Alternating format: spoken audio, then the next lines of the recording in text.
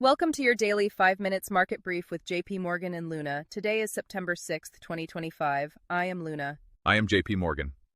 S&P down maybe 0.3%, Dow off 0.5% or so, NASDAQ almost flat. But that wasn't the main event, was it? The real story kicked off with that U.S. jobs report, much weaker than expected. Much weaker, and that's where things got really interesting. Right, because that report just sent Treasury yields tumbling. The 2-year hit, around 3.52%? And the 10-year down to 4.09%, both 5-month lows. That's a big move. Huge move. And the dollar index slid too, 0.6% multi-week low there.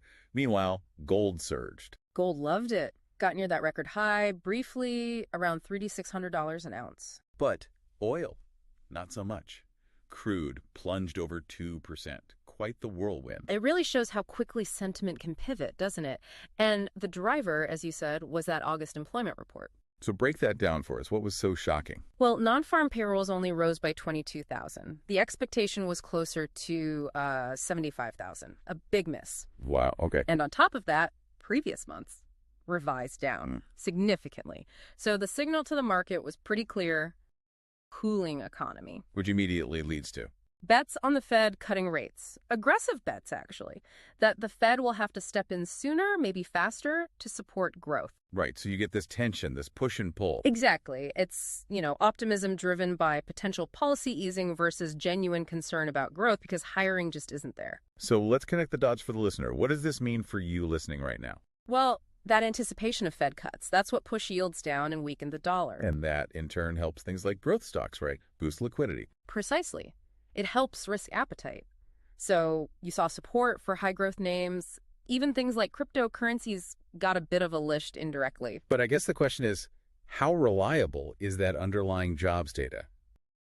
Is this reaction built on solid ground? That is the critical question right now. The Bureau of Labor Statistics, they're putting out a preliminary benchmark revision on September 9th. Okay. What's the buzz around that? Well, the whispers, the sort of market chatter, suggests that job growth over the past year might have been overestimated, maybe significantly.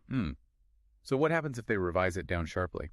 It could go two ways. It could spook markets more, confirming a deeper slowdown, or maybe counterintuitively, it could push the Fed towards even bolder easing. So definitely something investors are watching very closely.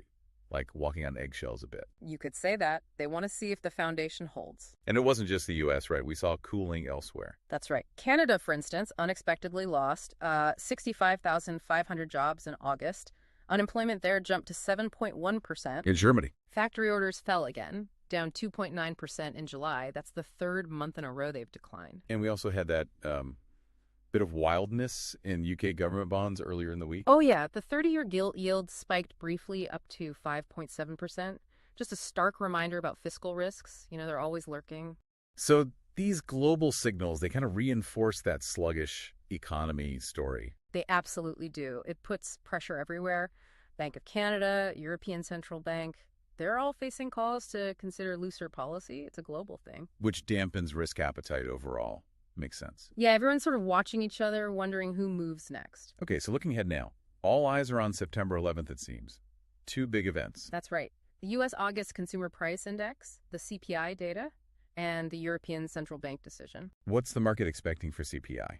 The consensus is pretty modest, actually. A rise of about 0.2% month over month for the headline number. Okay, why does this matter so much right now? Well, think about it. If CPI surprises to the upside, comes in hotter than expected.